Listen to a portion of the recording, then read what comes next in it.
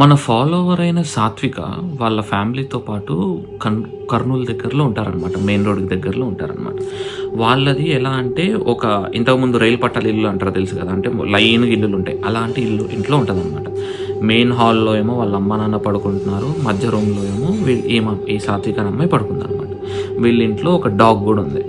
ఆ డాగ్ ఏంటిదంటే everyday night పూట కానీ ఆ డాగ్ ఏంటిదంటే డాబా పైకి వెళ్ళి సుసుపోసే అలవాటు డాగ్ ఉందన్నమాట.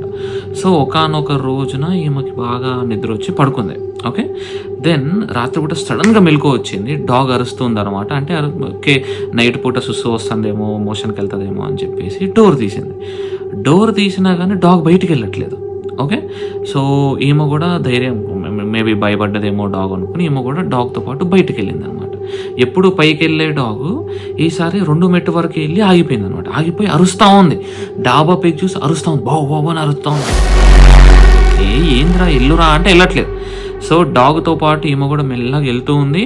డాగ్ 4-5 మెట్లు ముందుకు ఎక్కుతూ ఉంది. డాగ్ డాబా మీదకి వెళ్ళిపోయింది. ఈమె ఇంకా 2 మెట్లు అయితే డాబా కనిపిస్తుంది టోటల్గా. ఓకే, అట్లా 2 మెట్లు ఎక్కుతూ డాబా మీదకి వెళ్ళంగానే డాబాలో అటు కార్నర్కి అంటే మెట్ల స్ట్రైట్గా ఎండ్కి ఆ మూలన ఎవరో ఆకారం. ఓకే, టోటల్ బ్లాక్గా మన సినిమాలో హీరోయిన్లు పేరెంట్స్ ఎవరైనా చనిపోతే కనుక మోకాళ్ళ మీద అంటే కింద కూర్చొని చేతులు ఇట్లా పెట్టుకొని ముఖం దాచి పెట్టుకొని ఏడుస్తారు చూసినా, అట్లా కూర్చొని అని ఏడుస్తూ ఉందన్నమాట ఎవరో ఆకారం.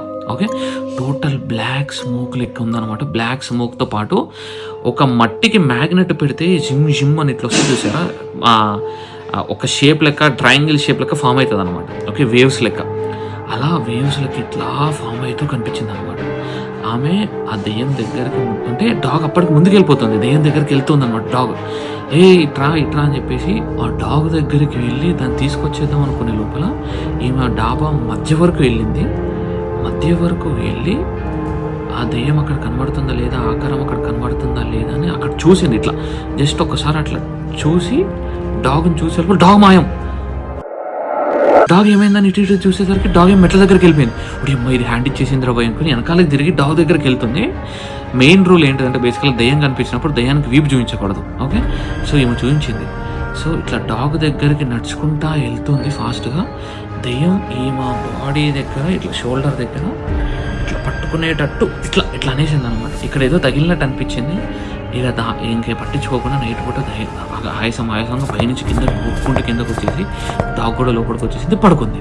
ఓకే, ఈమెకి పొద్దున్న లేచిన తర్వాత చూస్తే పొద్దున్న లేచిన తర్వాత వాళ్ళ మమ్మీకి మొత్తం ఎక్స్ప్లెయిన్ చేసింది అనమాట. అమ్మ ఇట్లా జరిగిందమ్మా అంటే, నువ్వు పిచ్చిదానవి, నువ్వు నీకేం తెలియదు, నిద్రపోయినట్టున్నావు, గట్టిగా రాత్రి అసలుకే టైర్డ్ అయి పడుకున్నావు కదా అని చెప్పేసి నన్ను అన్నాను.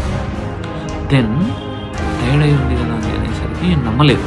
ఓకే, ఏమైతే నమ్ముతుంది కానీ తల్లి మాత్రం నమ్మట్లేదు. నమ్మినా కానీ నమ్మనట్టు నటించాలి కదా, సోదరు తల్లి కూడా భయపడుతుంది కదా.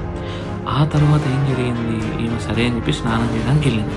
ఓకే, స్నానం చేయడానికి వెళ్తే షవర్ ఆన్ చేయగానే చిచ్చు అంటే షోల్డర్ మీద మొత్తం మంటలేస్తుంది అన్నమాట.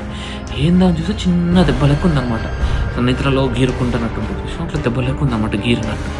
ఇగో అమ్మ చూడు ఇట్లా అయింది అంటే, నిద్రలో నువ్వు డొర్లుతూ ఉంటావు, నీకు అవ్వదా అని చెప్పేసి అని అన్నదన్నమాట తల్లి. సో ఇప్పటికీ ఆ అమ్మాయికి డౌట్, ఇది నా లైఫ్లో నిజంగా జరిగిందా ఒక కలనా? What do you think? మంచి please mention down the comment section and Jai Sriram.